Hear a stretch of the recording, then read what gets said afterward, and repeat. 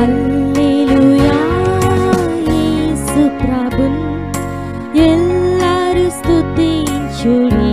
లేఖనములు అంటే దైవ గ్రంథం బైబిలే. దైవ గ్రంథం బైబిల్ ద్వారా దేవుని గురించి మనము తెలుసుకోగలం. అంతేకాదు దేవుడు మన గురించి ఏమి ఆలోచిస్తున్నాడో కూడా తెలుసుకోగలం. అంతేకాదు అసలు సత్యవంతుడైన దేవుడెవరో, ఆయన ఎలా ఉంటాడో, ఆయన మార్గం ఏదో, ఆయన యొక్క దగ్గరికి వెళ్ళడం ద్వారా కలిగే లాభం ఏంటో మనము దైవ గ్రంథం బైబిల్లో రాయబడిన లేఖనముల ద్వారా మనము చూడగలం. ప్రియమైన స్నేహితులారా, ఈనాడు లోకములో నానా రకములైనటువంటి పరిస్థితులను మనము చూస్తూ ఉన్నాం. దేవుడు గురించినటువంటి ఆ యొక్క అభిలాష మానవులలో తగ్గిపోతున్నట్లుగా మనము గమనిస్తున్నాం. మానవుడు ఎంతసేపు ఈ భూమి మీద ఏమి సమకూర్చుకుందుమా, ఏమి పోగు చేసుకుందుమా అనేటువంటి దాని గురించిన ఎక్కువ ఆలోచన లోకములో మనుషులైన మనలో ఉంటుంది. అయితే ఇవి సమకూర్చుకుంటా తప్పని కూడా దేవుని వాక్యం మాట్లాడట్లేదు. ఎందుకంటే మానవునికి ప్రతిదినము అవసరమైనటువంటివి చాలా ఉన్నాయి. వాటికి మానవుడు తప్పకుండా ఏదో ఒక పని చేసుకోవాలో, లేకపోతే ఏదో ఒక వ్యాపారమో, లేక వ్యవసాయమో, లేక చేతి పనో, లేకపోతే కూలి పనో ఏదో ఒకటి చేయవలసిన వారమే. అయితే ఏ పని చేసినా మానవుడు చేసే పని దేవుని కొరకు అనేది ప్రసంగి గ్రంథము 6వ అధ్యాయం 7వ వచనములో, లేక 7వ అధ్యాయం 6వ వచనములో, 6వ అధ్యాయం 7వ వచనంలో ఏమని రాయబడిందంటే, మనుషుల ప్రయాసమంతయు వారి నోటి కొరకే అని రాయబడి ఉంది. కాబట్టి ఈ లోకములో మనం చదువుకునేది నోటి కొరకే, ఉద్యోగం చేసేది నోటి కొరకే, వ్యాపారం చేసేది నోటి కొరకే, చేతి పని చేసేది నోటి కొరకే, లేక ఈనాడు వ్యవసాయం చేసేది కూడా నోటి కొరకు, మన నోటి కొరకు, ఇతరుల నోటి కొరకు. ఎందుకనగా వ్యవసాయదారులు చేసే వ్యవసాయము వారికి మాత్రమే పనికిరాదు. భారతదేశంలో ఉన్న 29 రాష్ట్రాలకు, అలాగే ప్రపంచ దేశాల్లో వివిధ దేశాలకి రవాణా చేయుటకు అది పనికొస్తుంది. అయితే ఈ ప్రయాస యావత్తు కూడా కేవలం నోటి కొరకే పిల్లారా. అయితే ఈ ప్రయాసతోనే మన సమయాలంతా వృధా చేసుకున్నదా దేవుని చిత్తమే అంత మాత్రము కాదు. ఎందుకనగా వీటి కొరకై మనము తప్పకుండా ప్రయాసపడవలసిన ఆవశ్యకత ఉన్నది. అయితే దానికంటే ప్రాముఖ్యమైనది ఏంటంటే మనము దేవుని గుర్చిన ఆలోచన కలిగి ఉండుట అనేది చాలా ప్రాముఖ్యమైన సంగతి. ఎందుకనగా మనుషులైనటువంటి మనము ఈ భూమి మీద తాత్కాలికమైన వారము. ఎందుకంటే మన దేశాన్ని పరిపాలించిన ప్రధానులు ఈ రోజున భూమి మీద లేరు ప్రియులారా. ఎందుకంటే జవహర్ లాల్ నెహ్రూ దగ్గర నుండి ఈ దేశాన్ని దాదాపు 11 నుండి 12 మంది పరిపాలించారు. జవహర్ లాల్ నెహ్రూ తర్వాత ఇందిరాగాంధీ, ఇందిరాగాంధీ తర్వాత లాల్ బహదూర్ శాస్త్రి, లాల్ బహదూర్ శాస్త్రి తర్వాత మరలా ఇందిరాగాంధీ, ఇందిరాగాంధీ తర్వాత మొరార్జీ దేశాయ్, చరణ్ సింగ్, ఇలాంటి వారు అనేక మంది ఈ దేశాన్ని పరిపాలించారు. చరణ్ సింగ్ తర్వాత పిల్లారా విపి సింగ్ అనేటువంటి ఆయన వచ్చారు. ఆయన తరువాత దేవగౌడ అనేటువంటి ఆయన వచ్చాడు. ఇలాగున ఐకే గుజరాల్, ఇలాగే విబి చంద్రశేఖర్, ఇలాంటి వారు అనేక మంది ఈ దేశాన్ని పరిపాలించిన వారు. పిల్లారా ఇటీవల కాలంలో ఒక 10 సంవత్సరాలు మన్మోహన్ సింగ్ అనేటువంటి ఒక ఆయన కూడా పరిపాలించారు. ప్రస్తుతం నరేంద్ర మోడీ పరిపాలిస్తున్నారు. వారు సజీవంగానే ఉన్నారు. ఇప్పుడు నేను చెప్పిన వారంతా కూడా ఈ లోకాన్ని విడిచిపెట్టిన వారే. అంటే మానవ లోకములో వారు ప్రధానులైన, అధికారులైన, ధనవంతులైన, దేశాన్ని పరిపాలించే పరిపాలకులైన వారు తాత్కాలికమైన వారే. వారు ఈ లోకాన్ని విడిచిపెట్టవలసిన ఆవశ్యకత ఎంతైనా ఉన్నదని దైవ గ్రంథం ద్వారా మనం చూస్తున్నాం. ఎందుకనగా నరుని ఆయుష్కాలం 70 సంవత్సరములు, అధిక బలం ఉంటే 80 సంవత్సరాలు. అయితే మానవ జీవితము తాత్కాలికమైనదని ఆ 90వ కీర్తనలో దైవజనుడైన మోషే మాట్లాడుతున్న సత్యాలు మనము చూస్తున్నాం.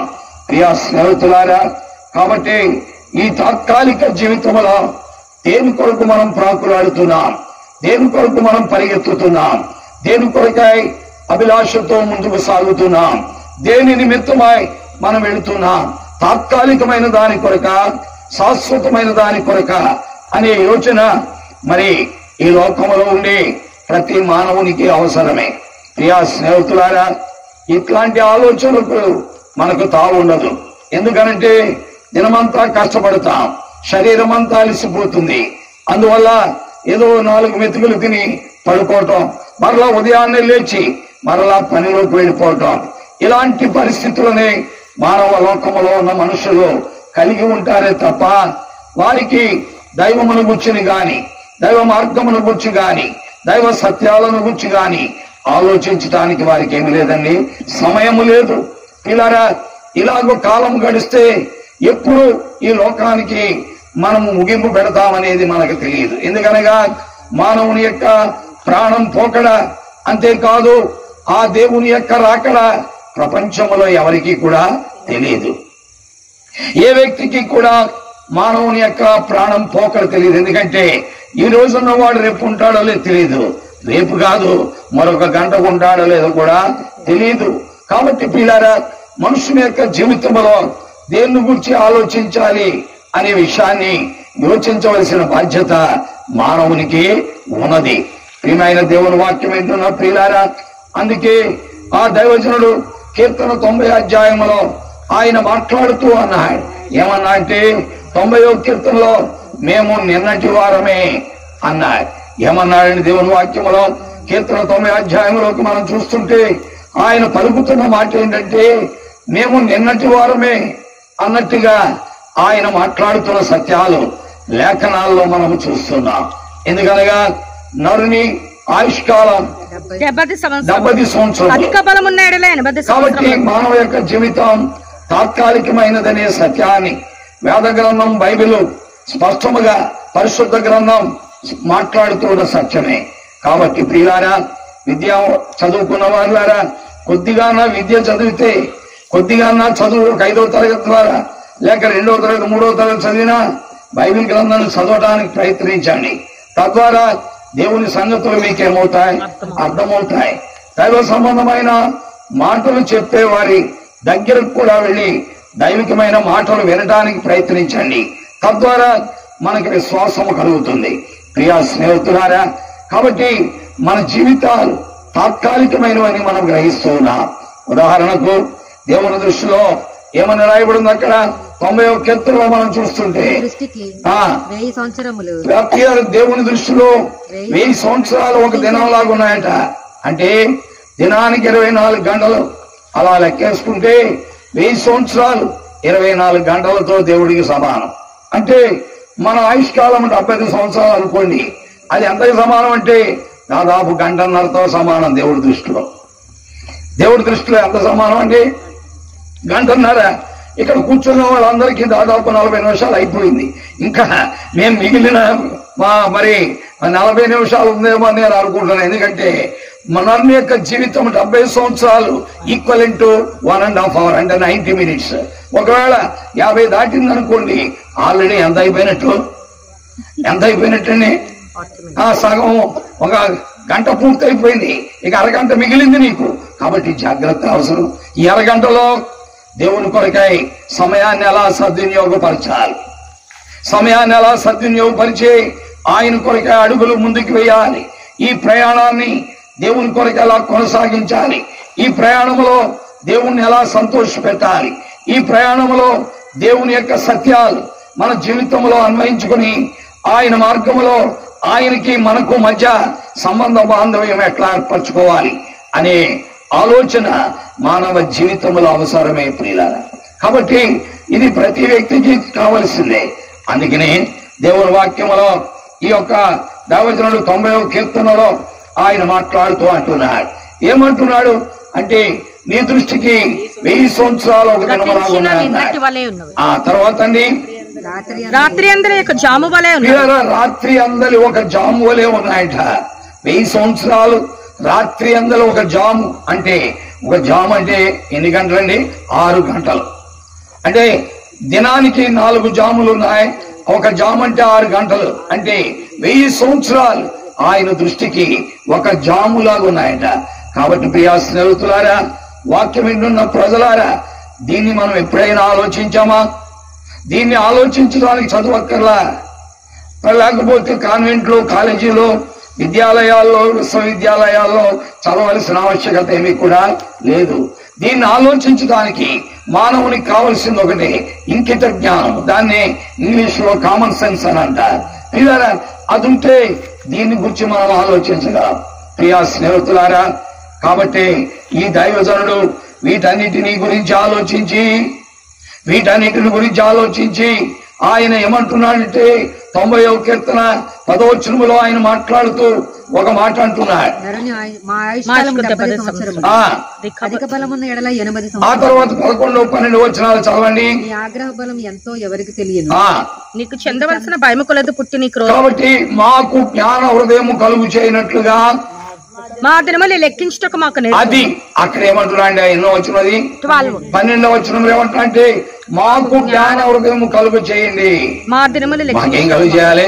జ్ఞాన హృదయం. అజ్ఞానులుగా బతుకుతున్నాం, అవివేకులుగా బతుకుతున్నాం.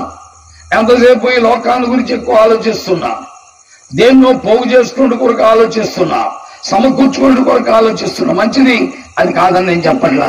ఎందుకంటే ఆ సమకూర్చుకున్నది ఇగో నీ తదనంతరం ఇక్కడ కూర్చున్న ఈ చిన్న బిడ్డలకి ఏం చేస్తుంది? పని చేస్తుంది. అది కూడా ఈ భూమి మీదకే.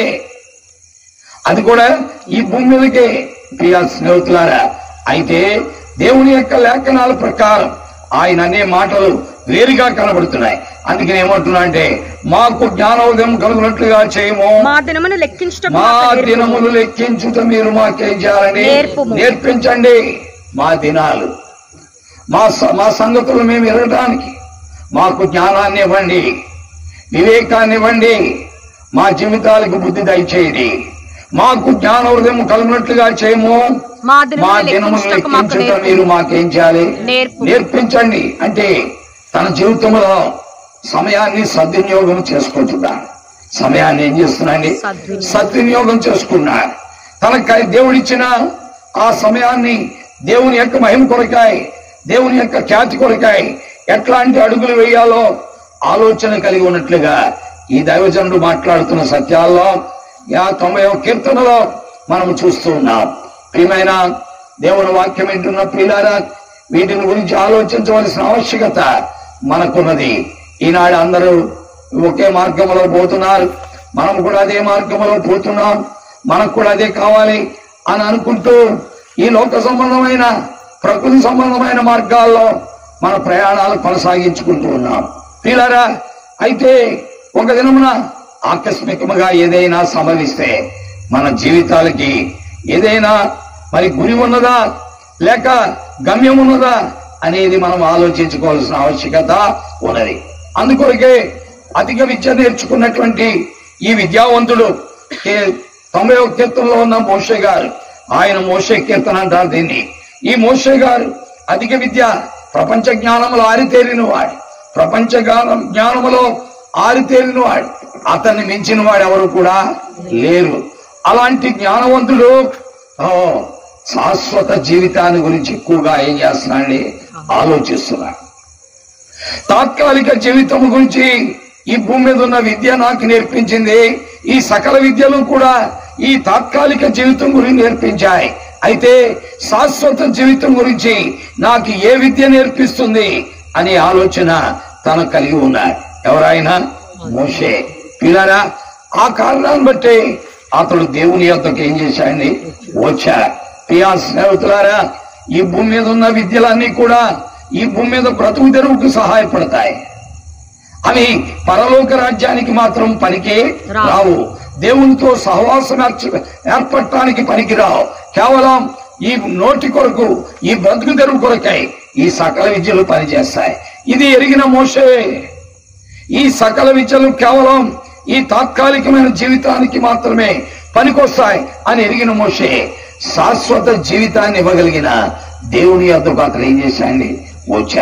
వచ్చి ఇప్పుడు ఏమంటున్నాడు? 90వ కీర్తన 1వ వచనంలో మనం చూస్తున్నాం, ప్రభువా తరతరముల నుండి మాకు నివాస స్థలము నీవే. ప్రభువా తరతరముల నుండి మాకు నివాస స్థలము నీవే. ఏమంటున్నాడంటే తరతరముల నుండి మా నాన్నగారైనా ఎల్కానా కాన్ నుండి, మా అమ్మగారైనా అమ్రాము కాలం నుండి, వాళ్ళ తండ్రి అయినటువంటి యాకోబు కాలం నుండి, వాళ్ళ తండ్రి అయినటువంటి ఇస్సాకు కాలం నుండి, వాళ్ళ తండ్రి అయినటువంటి అబ్రహాము కాలం నుండి, అబ్రహాము తండ్రి అయిన తెరహు కాలం నుండి, అంతేకాదు తెరహుకి పితరుడైనటువంటి ఆదాము కాలం నుండి మాకు నివాస స్థలము నీవే. పిల్లరా, అది గ్రహించేవాడు ధన్యుడు, అది గ్రహించిన వాడు అవివేకి. కాబట్టి వారి యొక్క జీవితంలో మనం చూస్తుంటే ఆ మోషే తన అంటున్నాడు, ఏమంటున్నాడంటే తరతరముల నుండి మాకు నివాస స్థలము నీవే. అంటే మా పితరుల నాటి నుండి, మా తాత ముత్తాతల కాలం నుండి ఆ దేవుడు ఒక్కడే, ఆ దేవునికి నరులకు మధ్యవర్తి ఒక్కడే, ఆయనే ప్రభువైన యేసుక్రీస్తు. పిల్లరా, ఆ సత్యాన్ని ఎవరు ఎరిగారు? మోషే ఎరిగిన వాడిగా ఉన్నాడు.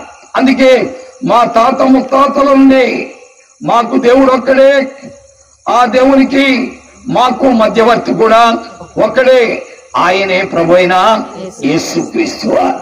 దేవుని వాక్యం ఏంటున్న ప్రియులారా, ఇంకా మానవ కల్పిత పద్ధతులలో, మనుషుల పారంపర్య ఆచారములలో నిరర్ధకమైపోతున్న ఈ లోక సంబంధమైన తత్వజ్ఞానముతో మానవులు కల్పించిన పరిస్థితులు, ఆ మార్గాల్లో ప్రయాణము చేస్తూ ఉన్నట్లయితే మన జీవితాలు ఈ తాత్కాలిక జీవితంలో ముగిసిపోతాయి. శాశ్వత జీవితాన్ని మనము పొందలేం. కాబట్టి ఆలోచించుకోవడానికి దేవుడు మనకేమిస్తున్నాడు? అవకాశాన్ని కల్పిస్తున్నాడు. ఆలోచించిన వాడు ఆ దేవుని యొద్దకు వచ్చి ఏమంటున్నాడంటే తరతరములకు మాకు నివాస స్థలము నీవే. మా పితరుల నాటి నుండి నీవు తప్ప ఈ ప్రపంచానికి దిక్కు లేదు, మానవ జాతికి దిక్కు లేదు, మానవులందరికీ కావలసిన వాడు నీవే అన్నట్టుగా ఆయన మాట్లాడుతున్న సత్యాన్ని లేఖనాల్లో మనం చూస్తున్నాం. ప్రియమైన వారులారా, ఈనాడు ప్రపంచంలో ఉన్న అందరికీ, అన్ని భాషలు మాట్లాడేవారికి, అన్ని తెగలకు, అన్ని జాతులకు, అన్ని కులాల వారికి కావలసిన వాడు ఒకే ఒక్కడు, ఆయనే ప్రభువైన యేసుక్రీస్తు. వారిని నివాస స్థలంగా చేసుకున్న వారు ధన్యులు. నిజంగానే మోషే ఆ ప్రభువైన యేసుక్రీస్తు వారిని నివాస స్థలంగా చేసుకున్నాడని దానికి రుజువేంటంటే యేసుక్రీస్తు మోషే కాలంలో లేడు కదా అని మీరు అనొచ్చు. యేసుక్రీస్తు మోషే కాలంలో ఆత్మరూపంలో ఉన్నాడు. నీ కాలంలో, నా కాలంలో శరీరధారిగా ఈ లోకంలోనికి వచ్చాడు. అందుకే ఆత్మరూపంలో ఉన్న ఆ యేసుక్రీస్తు తరతరములకు నివాస స్థలమైన యేసుక్రీస్తును ఎరిగినటువంటి మోషే ఆ 11వ అధ్యాయం 24వ వచనంలో హెబ్రీయులకు రాసిన పత్రికలో ఇలాగున అన్నాడు, మోషే పెద్దవాడైనప్పుడు, మోషే పెద్దవాడైనప్పుడు తాత్కాలికమైన వాటికంటే, అశాశ్వతమైన వాటికంటే క్రీస్తే శాశ్వతమైన వాడు అని నమ్మాడు. అది హెబ్రీయులకు రాసిన పత్రిక 11వ అధ్యాయం 24వ వచనంలో మనము చూస్తున్నాం. మోషే పెద్దవాడైనప్పుడు విశ్వాసమును బట్టి, చూసారా, ఆ శాశ్వతుడైన తరతరములకు దేవుడైన నిత్యుడైన యుగయుగాలకి మానవ నిర్మాణకుడైన దేవునికి విశ్వాసం ఉంచారు. ఎవరండి? ఆ మోషే. ఆయనను విశ్వాసం ఉంచి ఏమంటున్నాడు? విశ్వాసమును బట్టి ఐగుప్తు ధనము కంటే. కాబట్టి తాత్కాలికమైన వాటిని చిన్నగా చూస్తున్నాడు, శాశ్వతుడైన దేవుణ్ణి పెద్దగా చూస్తున్నాడు. ఎంత గొప్ప సంగతి! తాత్కాలికమైన వాటిని చిన్నగా చూస్తున్నాడు. ఈ రోజుల్లో మనమైతే తాత్కాలికమైన వాటిని పెద్దగా చూస్తాం. ఏమంటే స్వర్ణ వాళ్ళ అబ్బాయికి మంచి సంబంధం దొరికేశారు. వాళ్ళ అబ్బాయి స్వర్ణ వాళ్ళ అబ్బాయి చేసుకున్న అమ్మాయి ఎవరో తెలుసా? ఎవరండి అని తొందరపడి ఏం చేస్తారంటే మరి భవానీ లాంటి వాళ్ళు అడుగుతారు, ఎవరండి వాళ్ళు అని అడుగుతారు. అని అడిగేటప్పటికి వెంటనే ఆ వెనకాల ఉన్నటువంటి మేరీ రాజేశ్వరి ఏమని చెప్తారంటే, అయ్యా అతడు చింతమనేని ప్రభాకర్ గారి అమ్మాయి, లేకపోతే అదిగో ఆలపాటి రాజేంద్ర కూతురు, లేకపోతే అదిగో ఆ పలాంటి వారి యొక్క కూతురు. అమ్మ అలాగా మరి నా కొడుకు ఎవడ తొలుగుతాడు అంటే తాత్కాలికమైన వాడు చూసేవాడు ఇలాంటి పనికి మాలను కబుర్లు చెప్పుకుంటూ ఉంటాడు. ఇలాంటి పనికి మాలిన విషయాలు మాట్లాడుకుంటూ ఉంటారు. పిల్లరా, దేవుని వాక్యములో అలాంటి విషయాలు మాట్లాడట్లా. మోషే ఏం చేస్తున్నా అంటే తాత్కాలికమైన వాటిని చిన్నగా చూస్తున్నాడు. ఎవరండి? మోషే. అందుకనే ఏమంటున్నాడు? ఐగుప్తు ధనము కంటే క్రీస్తు విషయమైన నింద గొప్ప భాగ్యం ఎంచుకుని అల్పకాలము పాపం అనుభవించుట కంటే ఈ లోకంలో తాత్కాలికమైన జీవితంలో ఏదో రకం ఒక త్రాగుబోతుగా, ఒక జోదగాడిగా, ఒక వ్యభిచారిగా, ఒక దొంగగా, ఒక నానా రకమైనటువంటి వ్యసనాలతో కూడిన వ్యక్తిగా ఏదో పని చేసుకుంటూ డబ్బు సంపాదించి దానితోనే కాలం గడపాలని అనుకోట్ల. అల్పకాలము పాపభోగము. ప్రియులారా, ఈ త్రాగుడు, ఈ జోదము, ఈ వ్యభిచారము, ఈ గుట్టాలు, లేక ఈనాడు మానవుడు కలిగి ఉన్న గంజాయి లేక డ్రగ్స్, ఇవన్నీ తాత్కాలిక పాపభోగమే. నీకు 40 సంవత్సరాలు వచ్చిన తర్వాత, నీవు ఇప్పుడు 20 సంవత్సరాలప్పుడు ప్రారంభించానుకో, 30-40 సంవత్సరాలు వచ్చిన తర్వాత నీవు అడుగు తీసి అడిగేయలేవు. అది తాత్కాలికమైన పాపభోగము. ఈ లోకములో ఏదైనా సరే తాత్కాలికమైన పాపభోగమే. దాన్ని విసర్జించి బ్రతికేవాడే మోషే.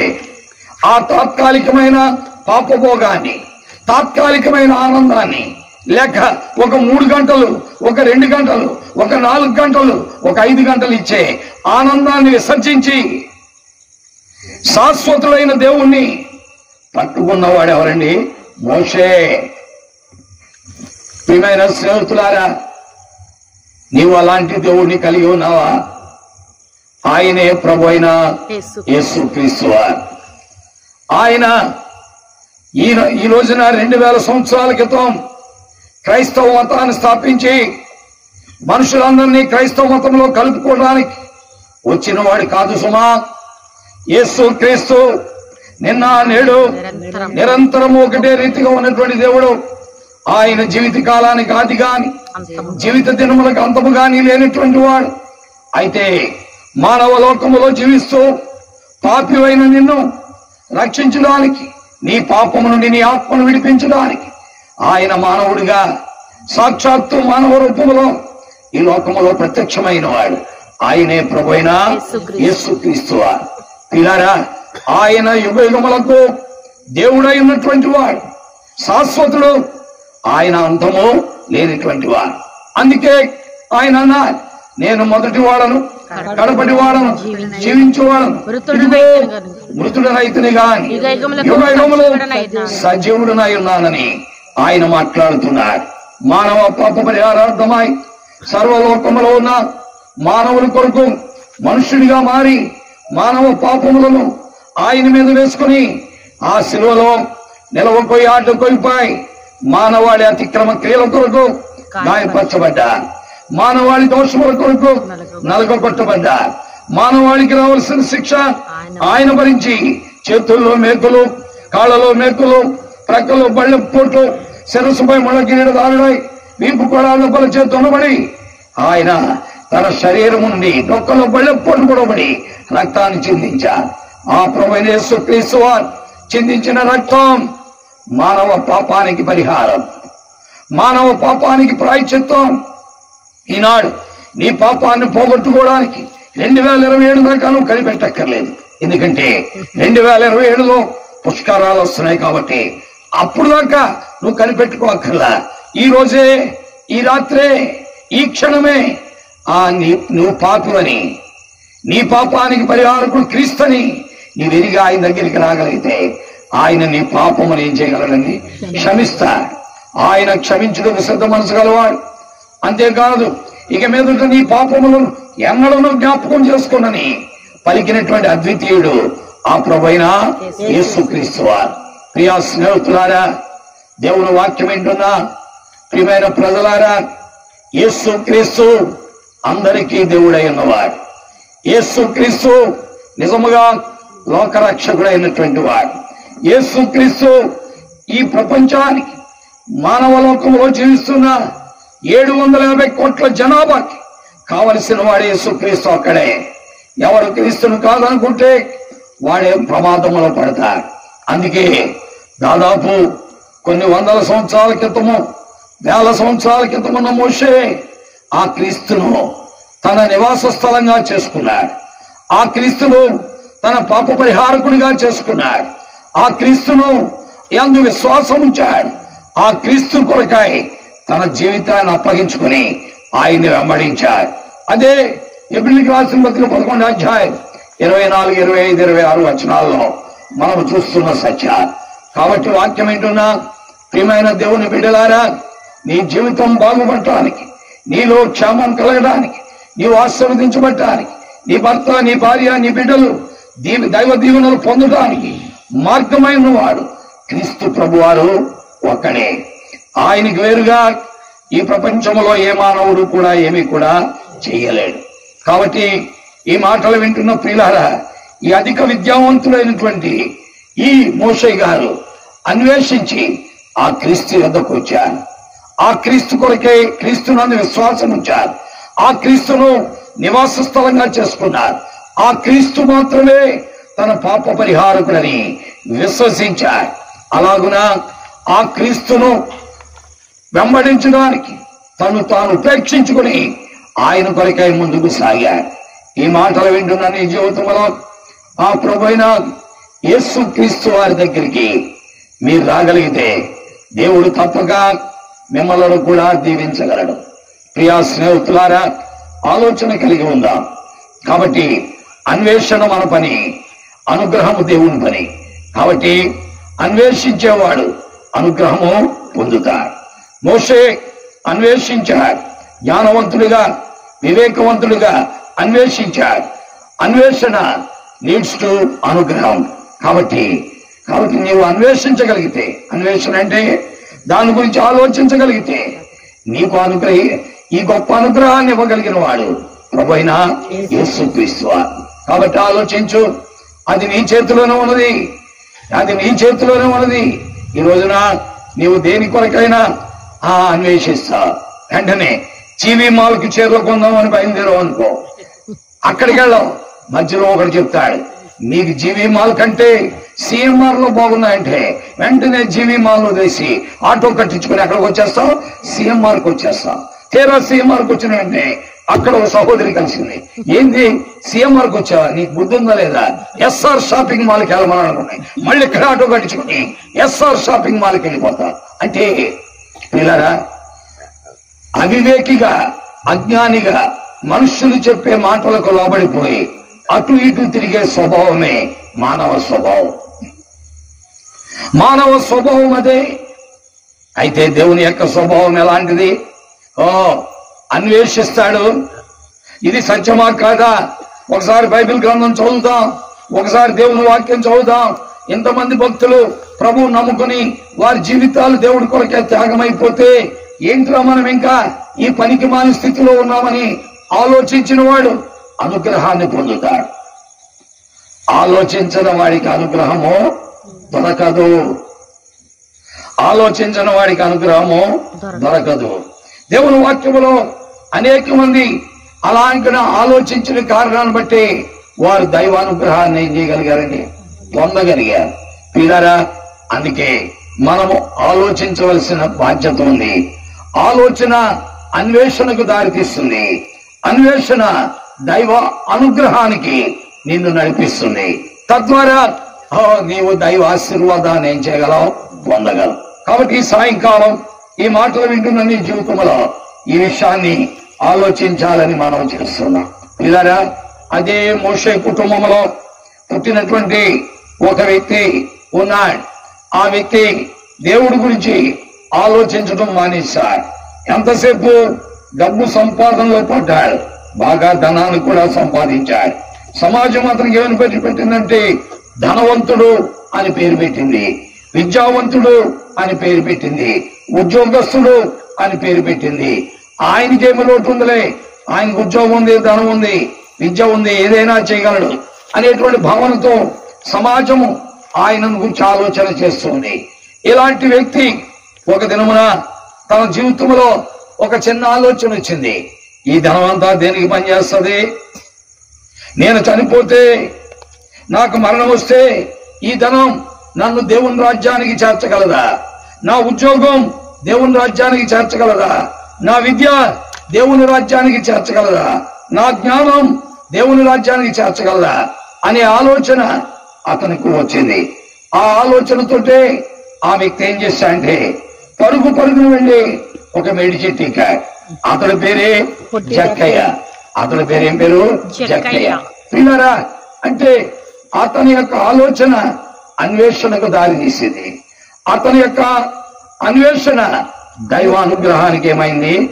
దారి తీసింది. కాబట్టి ఈ సాయంకాల గడియలో నీవు ఆలోచించవలసిన ఆవశ్యకత ఉంది.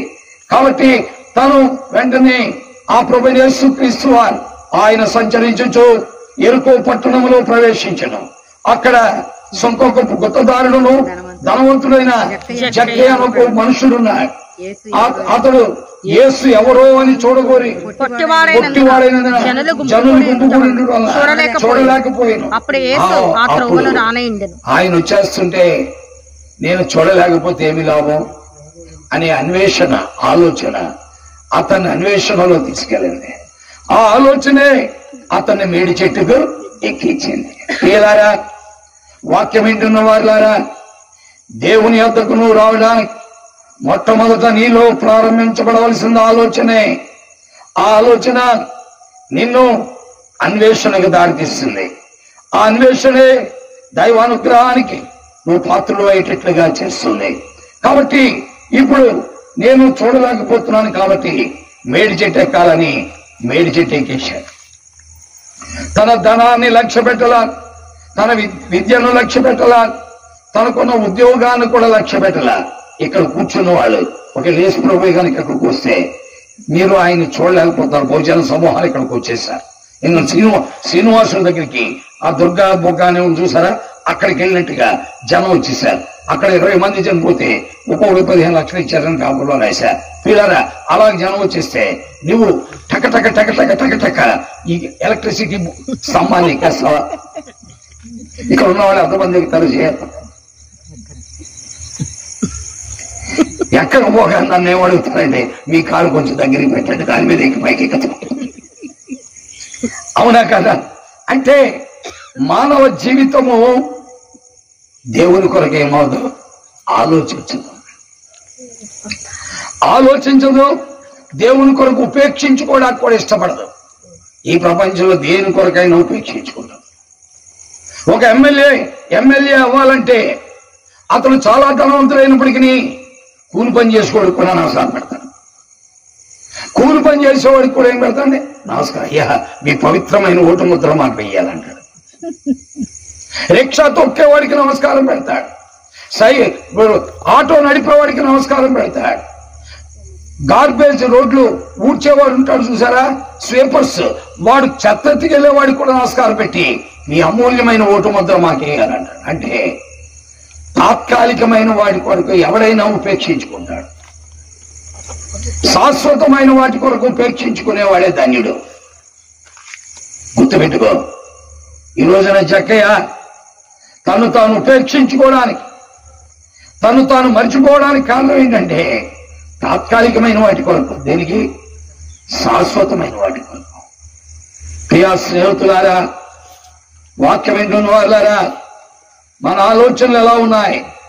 మన ప్రవర్తన ఎలా ఉంది? మనం ఎలాంటి పరిస్థితిని దేవుని కొరకై కలిగి ఉంటున్నాం అనేది మనము యోచించుకోవాల్సిన ఆవశ్యకత మనలో ప్రతి ఒక్కరికి ఉన్నది.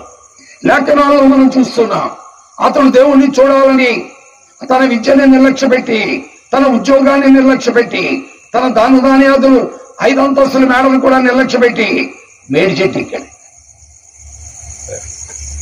పిల్లరా, కాబట్టి శాశ్వతమైన దాన్ని నువ్వు పొందాలంటే నిన్ను నువ్వు ఉపేక్షించుకోకుండా it is impossible to get it. నీకు అది కావాలి అంటే అది ఖచ్చితంగా నిన్ను నువ్వేం చేయాలి? ఉపేక్షించుకోవాల్సింది. ఎక్కాడు, కానీ ఆ ఆలోచన, అన్వేషణ దేనికి దారి తీసింది? దైవానుగ్రహం. జక్కయ్య త్వరగా దిగు, నేడు నేడు నేను ఉండవలసి ఉన్నది. కాబట్టి నీలో కలిగే ఒక ఆలోచన అన్వేషణకు దారితీస్తుంది.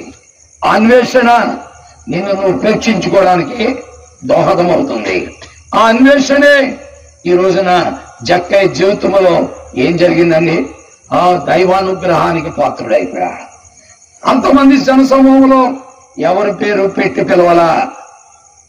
జక్కయ్య త్వరగా దిగుమని అతని పేరు పెట్టి పిలిచాడు. ప్రియా స్నేహితులారా, నీ పేర్లు ఆయనకి తెలుసు.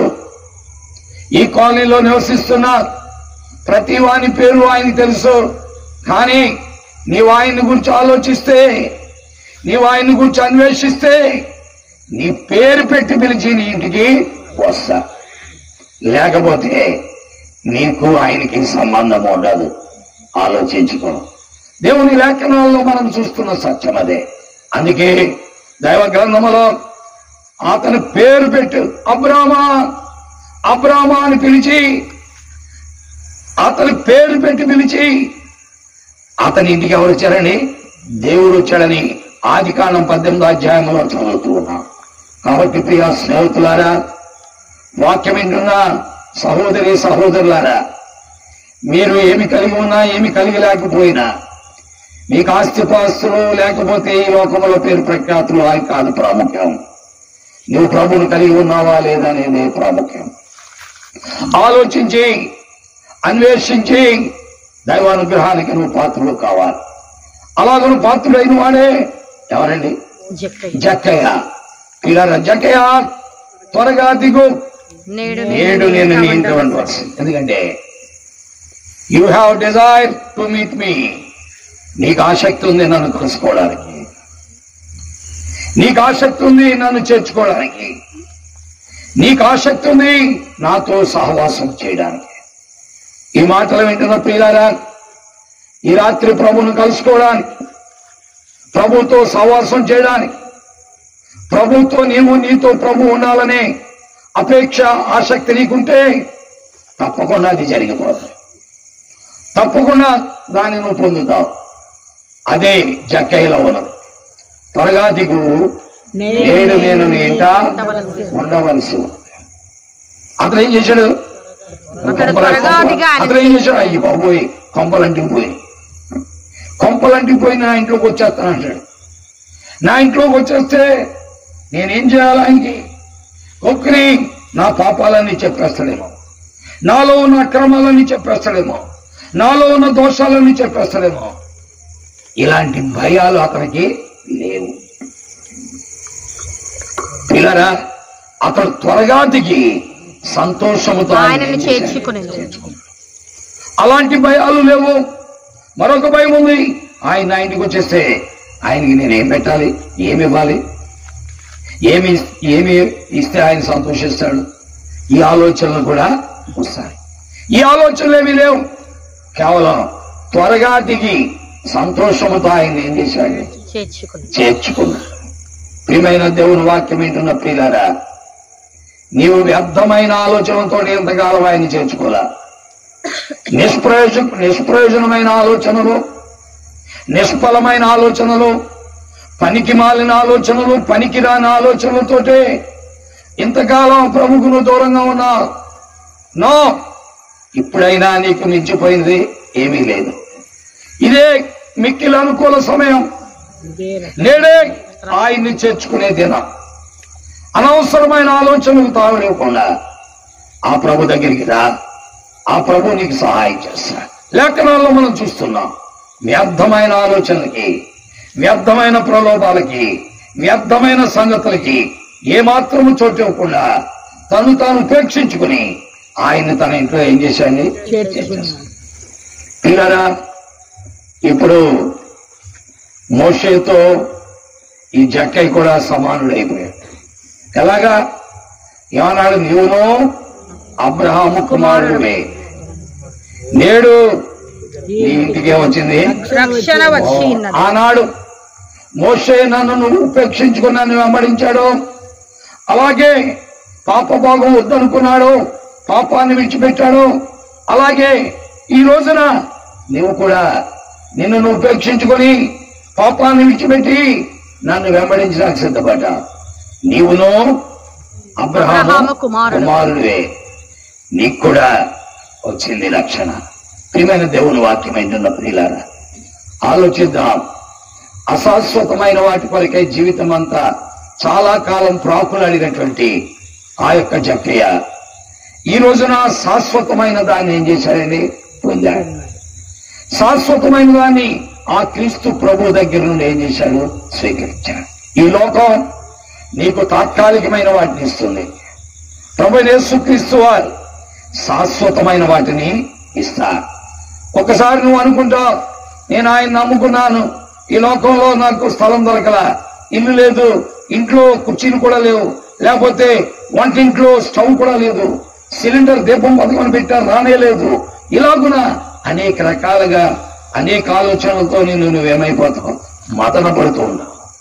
ఈ లోకము తాత్కాలికమైన వాటిని నీకు ఇస్తే ఆ ప్రభువైన యేసుక్రీస్తు వారు నీకు శాశ్వతమైన వాటిని ఇస్తారు.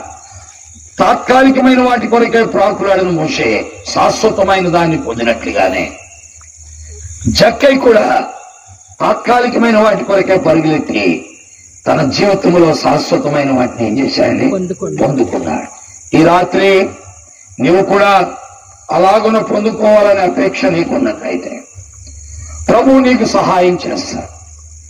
ఆయన నీకు దూరంగా లేడు.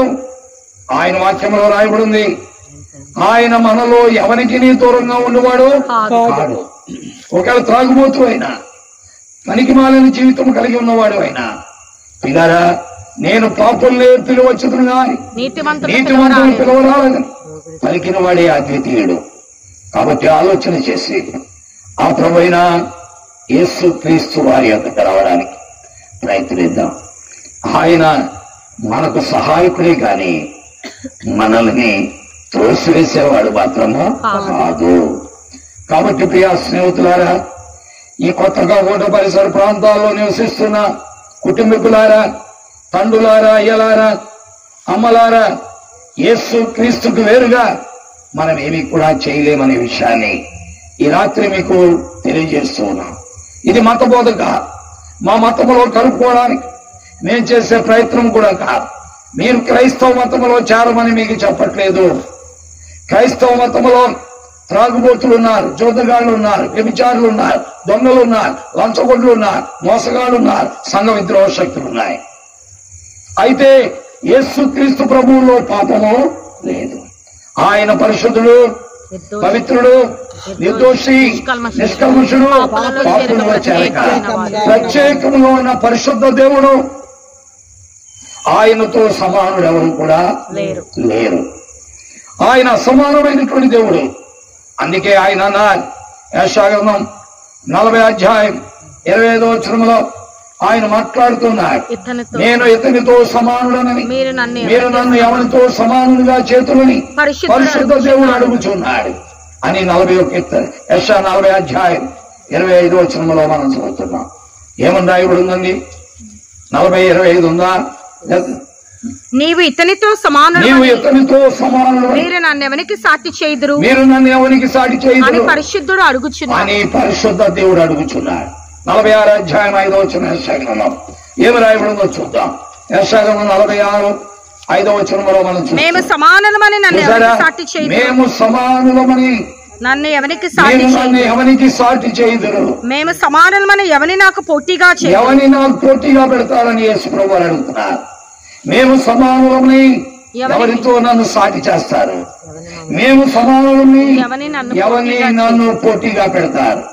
ఇలా యేసుక్రీస్తు అసమానుడైనటువంటి దేవుడు, పాపము లేనటువంటి దేవుడు, పరిశుద్ధుడైనటువంటి దేవుడు, మానవ పాప పరిహారకుడు, మానవ జీవితానికి సహాయకుడు, మానవ జీవితానికి ఆదరణ, మానవ జీవితానికి అండ, మానవ జీవితానికి తోడు, మానవ జీవితానికి నీడ, మానవ జీవితానికి నెమ్మదిని విశ్రాంతిని ఇవ్వగలిగిన వాడు ప్రభు అయిన యేసుక్రీస్తు వారు. కాబట్టి ఆలోచిద్దాం, సరైన నిర్ణయాలు కలిగి ప్రభువారి వైపు మనం తిరుగుదాం.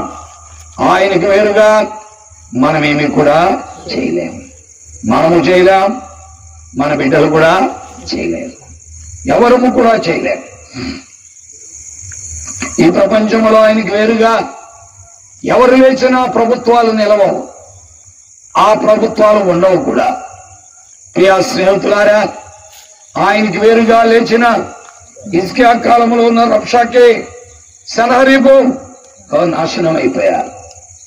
ఆయనకి వేరుగా లేచిన అమ్మోనీయులు, మాయోనీయులు, మోయాబీలు నాశనం అయిపోయారు.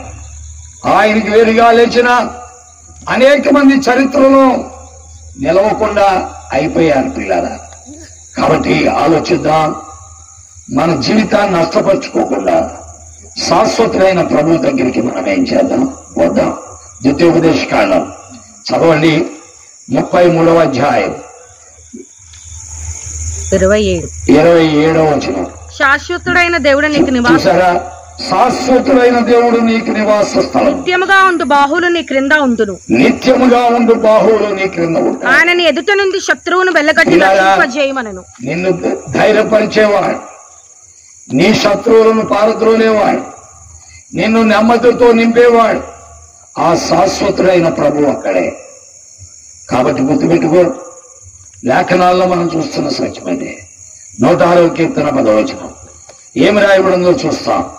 లేఖనాల్లో చదవండి, కీర్తన 106 అధ్యాయం 10వ వచనంలో మనం చూస్తున్నాం. వారు పగవారి చేతిలో ఉండి వారిని చూసారా, పగవారి చేతిలో నుండి రక్షించేవాడు ఆ ప్రభువే, శత్రువుల చేతిలో ఉండి వారిని శత్రువుల చేతిలో నుండి విమోచించేవాడు ఆ ప్రభువే.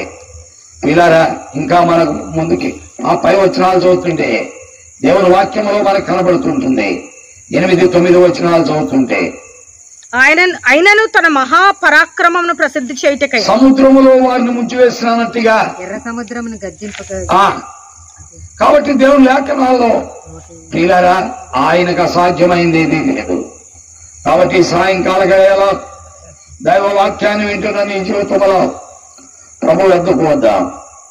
శాశ్వతుడైన దేవుణ్ణి నివాస స్థలంగా చేసుకున్న మోషే, శాశ్వతుడైన దేవుణ్ణి నివాస స్థలంగా చేసుకున్న జక్కయ్య, మళ్ళీ నువ్వు కూడా ఆ శాశ్వతుడైన ప్రభుని నీ నివాస స్థలంగా చేసుకోవాలి అంటే నీవు ఖచ్చితంగా ఆయన గురించి ఆలోచించాలి.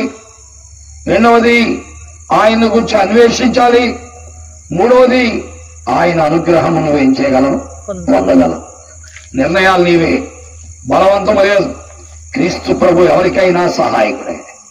ఆయన అన్నాడు, ఆయన 6వ అధ్యాయం 37వ వచనంలో యోహాను సువార్తలో అన్నాడు, నా యొక్కకు వచ్చేవాడిని నేను ఎంత మాత్రము త్రోసివేయను అన్నాడు.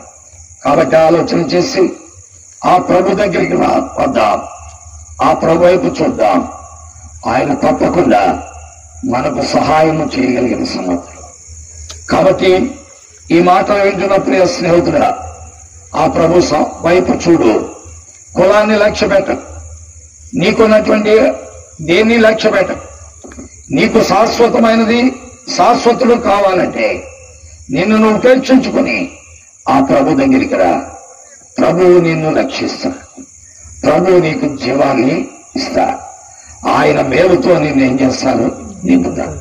దేవుడి మాటలను మన మధ్యలో ఆశీర్వదించి మన హృదయాలను ఆయన వైపు స్పందింపజేసి ఆయన సత్యము మన ఆంతర్యములో నాటుబడి ఆయనను గుర్చిన ఆలోచన ఆయనను సమీపించినట్లుగా చేసి ఆ నిత్య మహిమ శాశ్వత జీవాన్ని అనుభవించినట్లుగా పరిశుద్ధాత్మ దేవుడు సహాయము చేయునుగాక. ఆమేన్. ప్రార్థన చేస్తాం.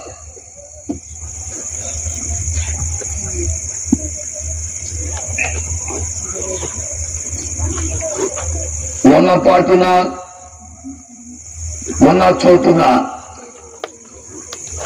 ఇక్కడ కూర్చున్నా రాకపోయినా ఈ మాటలు నీ చెవిని పడి నీలో ఆలోచన పుట్టిస్తున్నట్లయితే ఆ ప్రభు వైపు తిరగడానికి, ప్రభు దగ్గర నీ సంగతిని పెట్టి ఆయనకి చెప్పుకోవడానికి, జక్కేవలే ఆయనకి అప్పగించుకోవడానికి నిర్ణయం చేసుకోండి.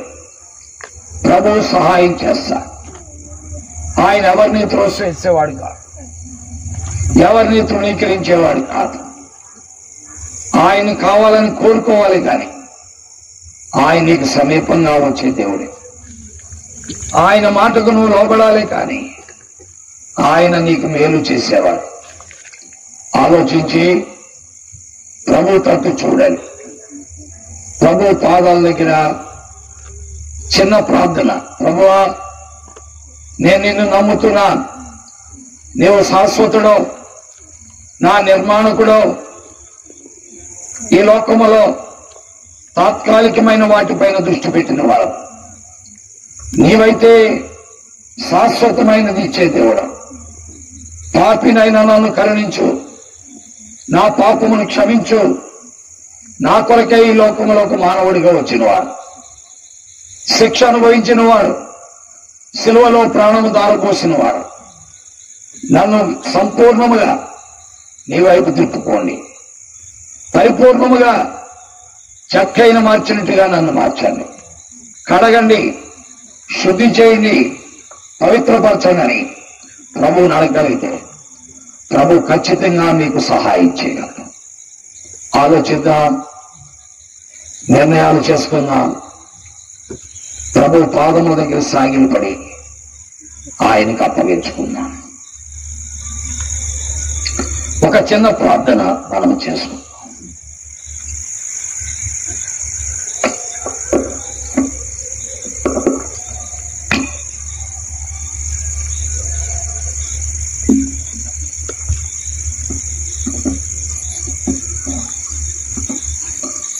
పరిశుద్ధులైన మా తండ్రి,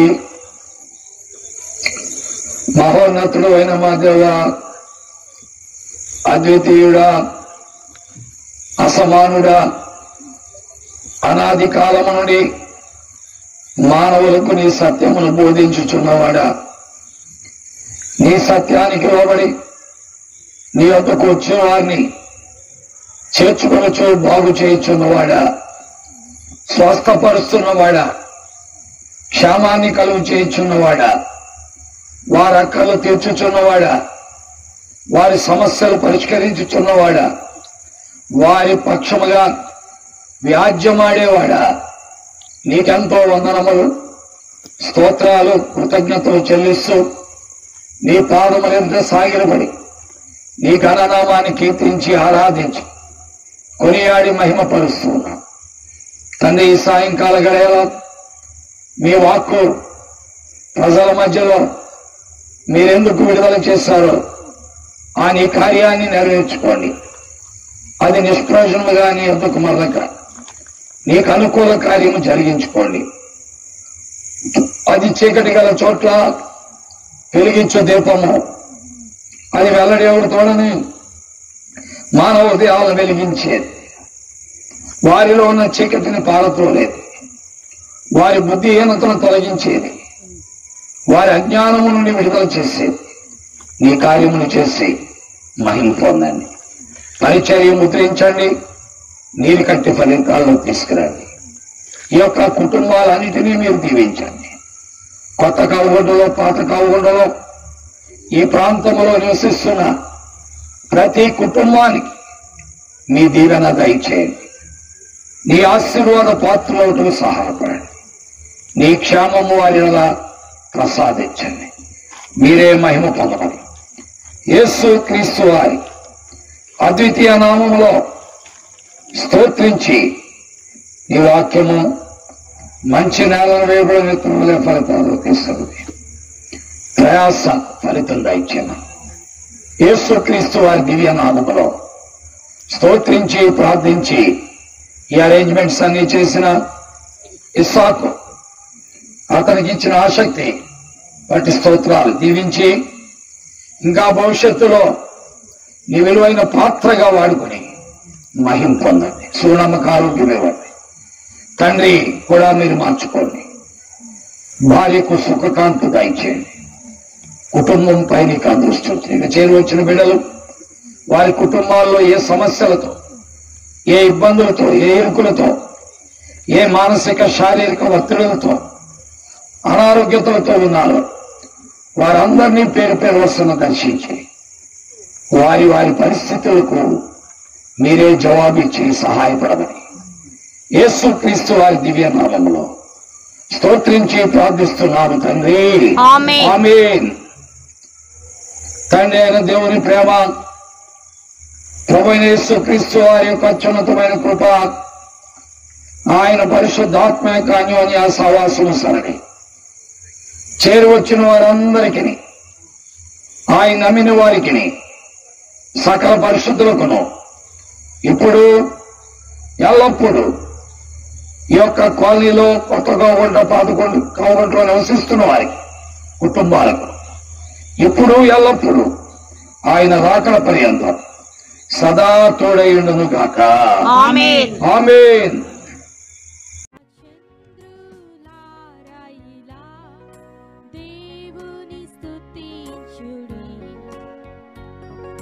హృదయమును వెలిగించిన యేసుని స్తుతించుడి.